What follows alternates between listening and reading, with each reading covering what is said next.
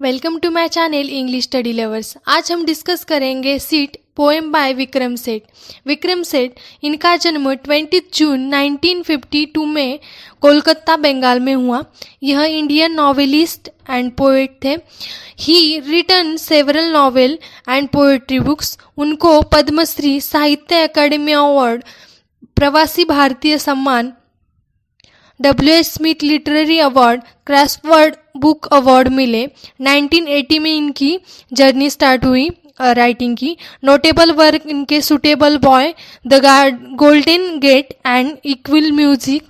Seat Vikram Seth की poem 2 stanza poem है that's separated into sets 4 lines. इस तरह की पोएम की रचना को क्वाट्रेन बोलते हैं। This quatrain follow simple rhyme scheme of ABAB CDCD.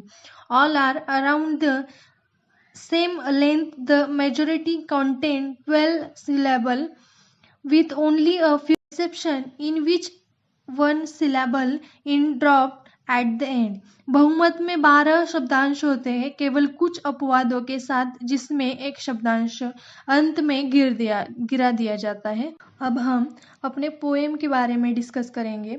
Vikram Seth की सीट एक सरल कविता है जिसमें एक पल के लिए काम और महत्वपूर्ण बातचीत को रोकना और इससे दूसरे व्यक्ति की कंपनी का आनंद लेना, सादगी का आनंद लेना, यह डिस्कस किया गया है। कविता आप पर निर्देशित है। एक अज्ञात श्रोता जो कविता के सभी पाठकों और श्रोताओं के लिए खड़ा है। हर कोई खुद को इस व्यक्ति के स्थान पर रख सकता है। उन्हें स्पीकर द्वारा कहा जाता है कि वो अपना काम किनारे कर दे और शांति के एक पल का आनंद ले।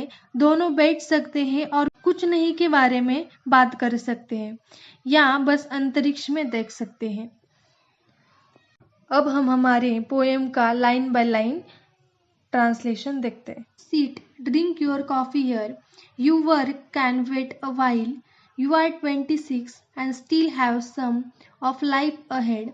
No need for white, just talk, vacuity, and I will reciprocate in kind or laugh at you instead. बैठो के पहले छंद में वक्ता बैठो शब्द का प्रयोग करके शुरू होता है।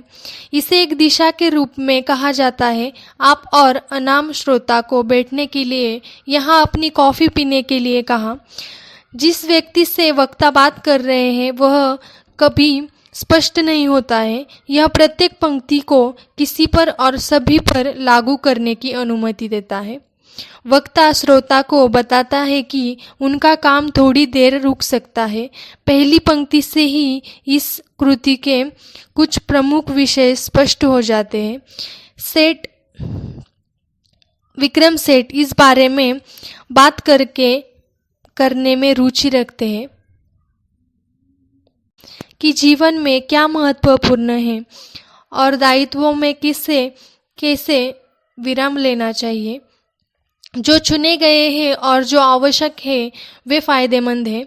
वह इस व्यक्ति को, जो अभी युवा है, बताता है कि उनका पूरा जीवन आगे है और हर क्षण जल्दबाजी करने की कोई आवश्यकता नहीं है। बुद्धि की कोई आवश्यकता नहीं भी है।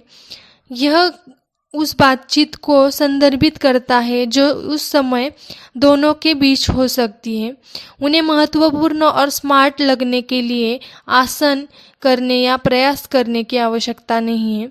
वक्ता का कहना है कि वह रिक्त स्थान या कुछ भी नहीं के बारे में बात करने के लिए ठीक है।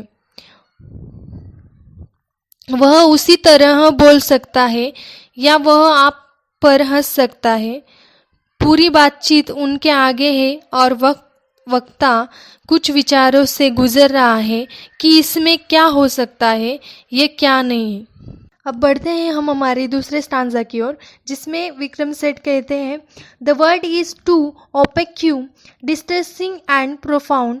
These 20 minutes reduce will make my day to sit here in the sun with crackles all around, staring with big eyes and you 2 feet away. इसे हम हिंदी में ट्रांसलेट करेंगे।